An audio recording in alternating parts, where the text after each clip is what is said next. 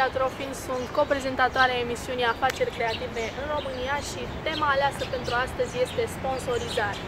Pe această cale mulțumim Eco Music Group și domnului președinte Stelvio Lorenzetti, sponsorul principal al emisiunii noastre.